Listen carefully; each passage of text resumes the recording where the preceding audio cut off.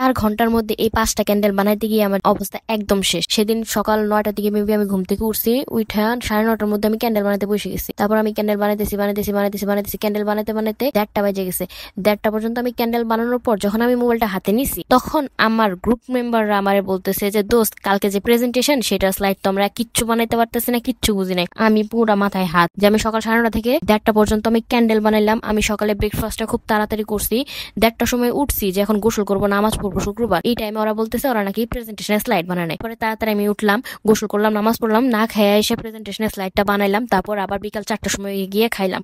খাওয়ার পরে গিয়ে আমি ক্যান্ডেলগুলো আবার প্যাক করছি, প্যাক করে পাঠাই দিলাম। পাঠাই দেওয়ার পরে আমার আবার কিছু বোরকা কাটতে হবে, লং হয়ে গেছে, সেটার জন্য আমি আবার বাজারে গেলাম, বাজার বলতে সরি মার্কেটে গেলাম।